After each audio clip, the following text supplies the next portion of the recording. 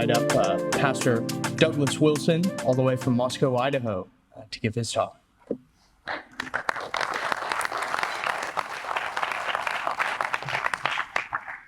Thank you.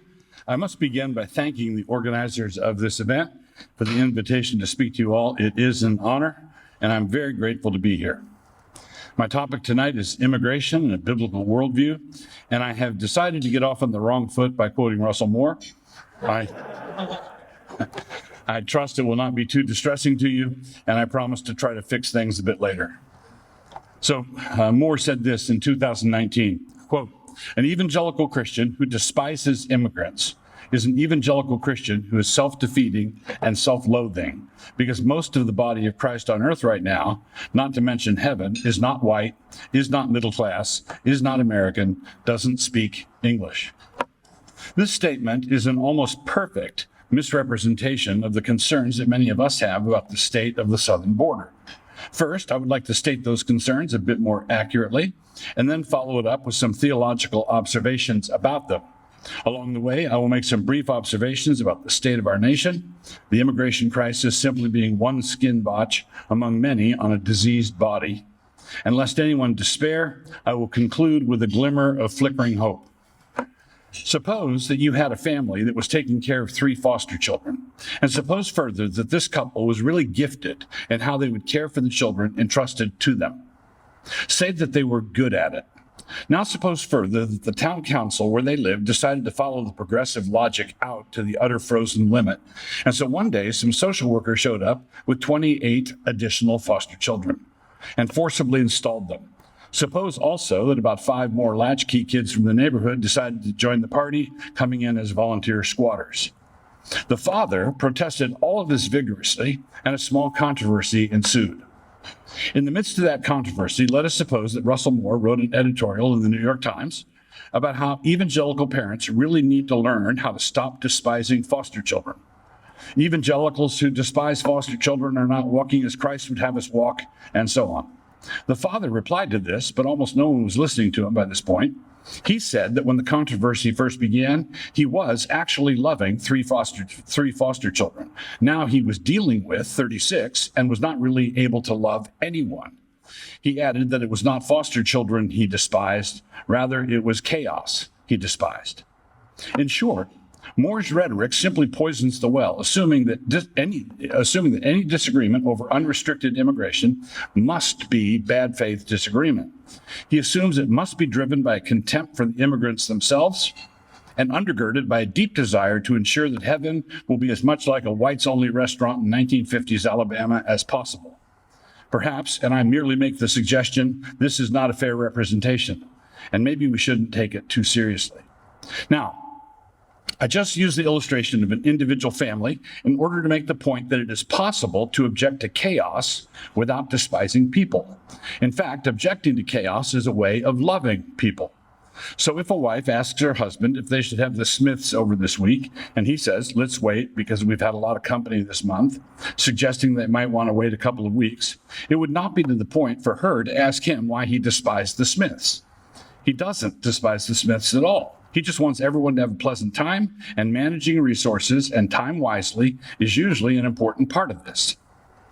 But there is a limitation to that kind of illustration, and I want to be sure to point it out. We have to be really careful with them. This is because the progressive left tries to use similar illustrations taken from everyday life and in a way that I call the Good Samaritan fallacy. This is the approach that glibly assumes that the duties and responsibilities of individuals can be transferred over to nations straight across. If the Good Samaritan had a responsibility to help the guy who was beat up by the side of the road, then the United States has a responsibility to help Somalia whenever they get beat up, and with no mutatis mutandis about it. But straight across transfer of individual Good Samaritan duties to nations entails a lot more than simply emanating niceness vibes. The end of that road would be the worst forms of neocolonialism, which is not my topic tonight, but if you want to hear more, just put the nickel in. So while the morality that overarches us all is the same morality, we don't have multiple moralities. Jesus is Lord, Christ is Lord over all. So the morality that overarches everyone is the same morality, nations and individuals both. The duties that we variously have under that morality can be quite distinct. A governor or a president is a public person, and he has a much larger responsibility than a private person has. One of the first duties of private persons is that of doing good to one another, lending a helping hand as the Lord gives opportunities. Good Samaritan. One of the first duties of the magistrate, a public person, is the prevention of chaos. And it does no good to pretend that you're preventing chaos by calling it something else and getting the kennel-fed media to go along. The current invasion at the southern border cannot properly be called immigration. That's not what it is. As well call the collapsing dam upstream and experiment in new methods of irrigation. This might be technically true in that the dirt in the valley did get wetter, but our attention would probably be drawn to other aspects of the whole episode. So when we say that we have an immigration crisis, this does not get to the root of the matter.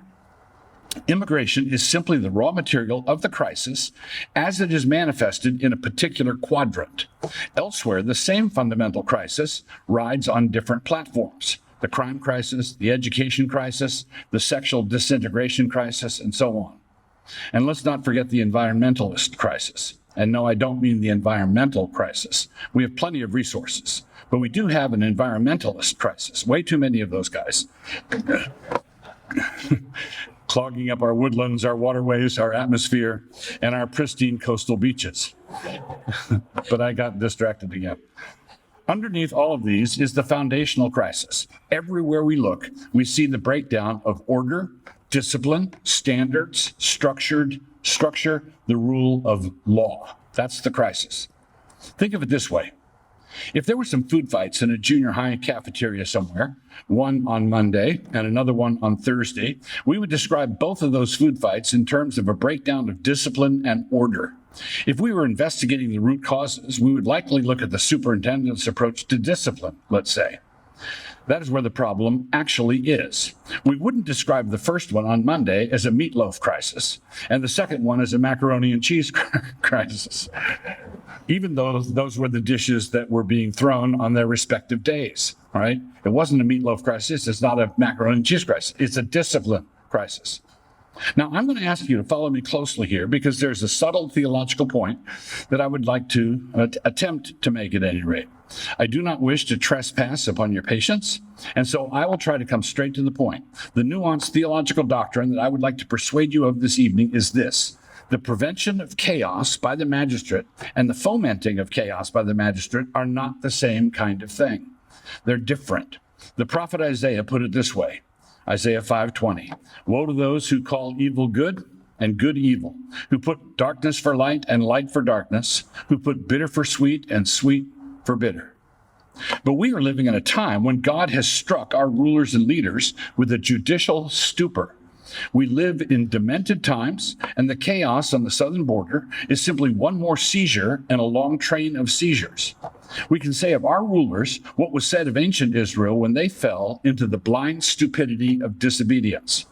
Deuteronomy 28:29 says it this way, "And you shall grope at noonday, as a blind man gropes in darkness. You shall not prosper in your ways. You shall be only oppressed and plundered continually, and no one shall save you."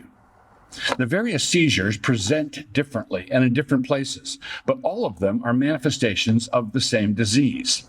That disease is that we have forgotten God. This secular affliction began in earnest at the end of the Second World War when we demonstrated our prowess by splitting the atom.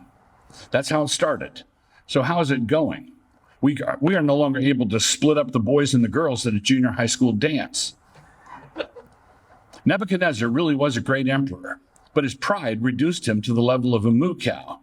And if a prophet came out of the wilderness and threatened us with a similar fate because of our insolence and pride, we are so far gone that we would not worry about the loss of wisdom involved, but would rather be concerned about our contribution to the additional methane.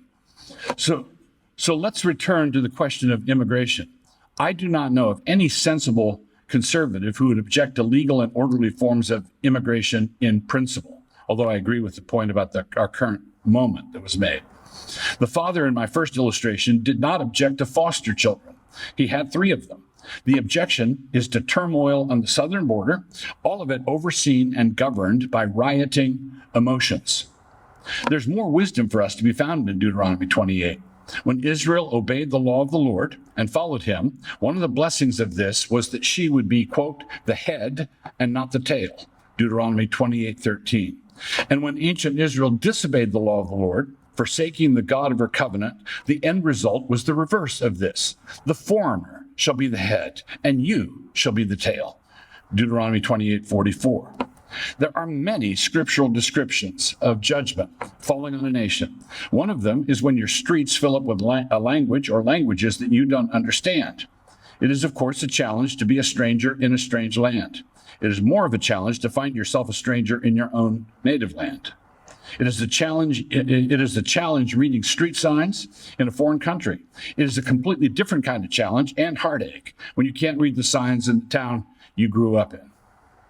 Isaiah 28:11 and 13 says, "For with stammering lips and another tongue he will speak to this people, that they might go and fall backward and be broken and snared and caught." So then, let's come back to our out-of-control immigration again. Our central problem is not the presence of strangers in a strange land, but rather our rulers are in a strange frenzy. Our big problem is not so much dreamers in our streets, but rather daydreamers in our corridors of power. Our great problem is not illegal aliens in our midst, but rather illegal miscreants in authority. I am less worried about Mexicans in Texas than I am about the Klingons in the District of Columbia. We won't solve the former problem without solving the latter one. We have to deal with who's in charge first, and we have to deal with what principles we're going on the basis of. The problem is lawlessness. The problem is lawlessness on our southern border, and the lawless rulers who make that lawlessness and chaos possible. Those responsible to maintain order there are either too feckless and inept to do anything about it, or they are fomenting the chaos deliberately. Either way, they are not fit to govern, because the first duty of governance is to maintain the shape and contour of that which is being governed. What they have done is bring all the stability of a San Francisco Walgreens to El Paso. What they've done is reduce a once stable border to a shambolic and inchoate mess. Whether done through staggering incompetence or treacherous evil, or a daring mixture of both, the result is Yeats' beast, moving its slow thighs, slouching toward Bethlehem to be born. This is what happens when the center does not hold. The perimeter collapses. When the center doesn't hold, the perimeter collapses. How can we have defined edges when we have lost the center? A refusal to define and defend the center is how you lose the circumference. And a refusal to define and defend the circumference is an excellent way of revealing how you've already lost the center. To put it in crude terms, you cannot identify where the Mexican-American border is if you don't have any idea of what Nebraska is. Common sense Americans continue to exist, although many are in hiding. Back when it wasn't a thought crime for them to speak, they were able to just look at a line on a map and say, that's the Mexican-American border. But they were only able to say something like this because they still had a center.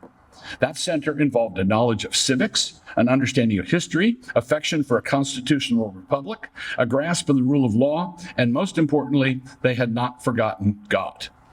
What is the alternative? As one wit put it in the waning days of British might, everything was at sea except for the fleet. Eliot called it in The Hollow Man. It ends not with a bang, but with a whimper. There is no denying our condition any longer. Our republic has a serious case of the staggers. We are a spavined nation. Black smoke ascends from all our secularist altars, but the gods are no longer answering. They are not even pretending to answer. That's the problem with the gods of formal agnosticism. They love to play hide and seek. The priests don't have much to say for themselves either. The secular promise was that we could govern ourselves reasonably and responsibly without reference to the transcendent. There was a time when this had at least a superficial plausibility in the Eisenhower years. The prodigal son didn't run out of money his first weekend away from home. But we have now seen how well this transcendence-free experiment is going. I've said for years that all of our cultural battles, all of them, are battles for editorial control of the dictionary. And because the current editorial board appears to have collectively lost their minds, we can no longer plainly define, first, what a sovereign national border even is, second, where it is, and third, what an American citizen is.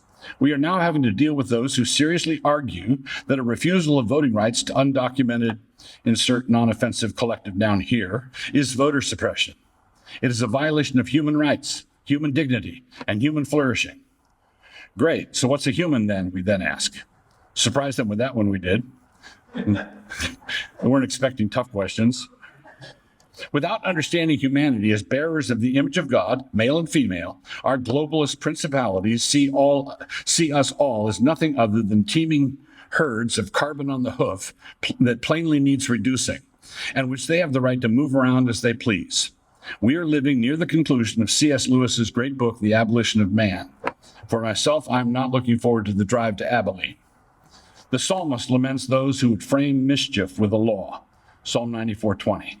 When the foundations are destroyed, what can the righteous do? Psalm 11, verse 3. At the end of the 8th chapter of Proverbs, Lady Wisdom is speaking, and she says quite plainly, all who hate me love death. Proverbs 8:35 and 36. Until we return to the center, until we recover our faith in the Word, the Lord Jesus, we are going to continue groping along in the current culture smog, unable to define anything. Not only will we not be the head anymore, not only will we have become the tail, we also will have been so far reduced that we cannot even define head or tail.